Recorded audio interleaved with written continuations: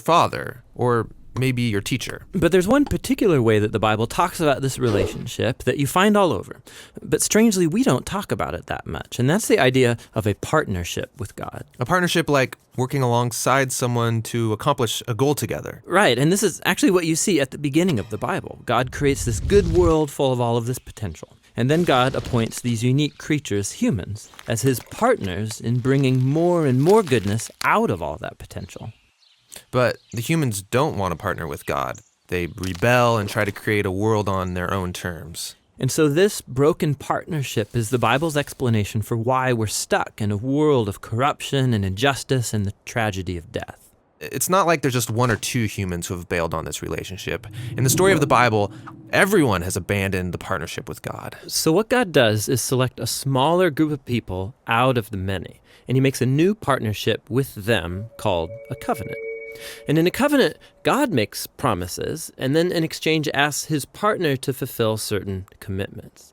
And the purpose of all of this is to somehow use this covenant relationship to renew his partnership with everybody else. Now, there are actually 4 times in the Old Testament that we're told God initiates a covenant relationship with Noah, Abraham, the nation of Israel, and King David. And it's through these that God is forming a covenant family into which all people will eventually be invited.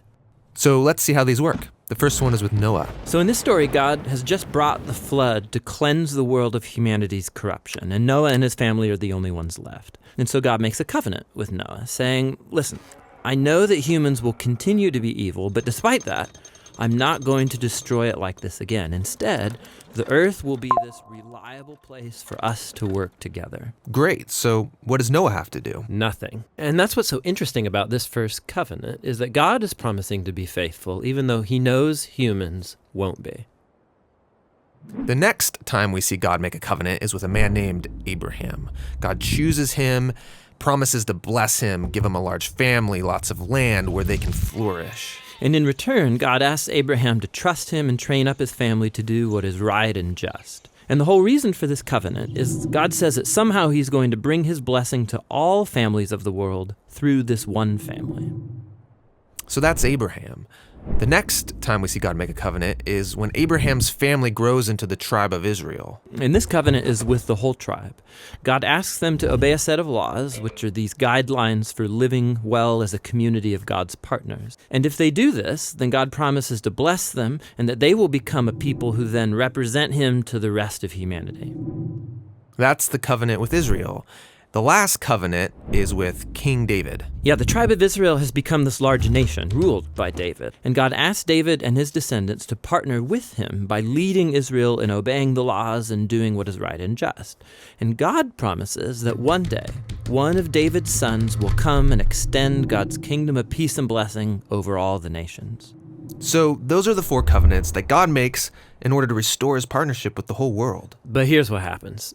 Israel breaks the covenant.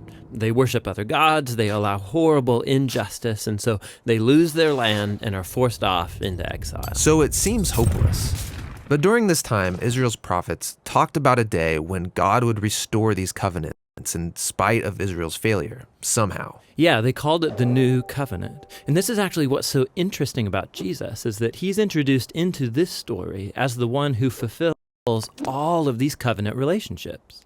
We're told that he's from the family of Abraham, and so he will bring the blessings of that family to the whole world.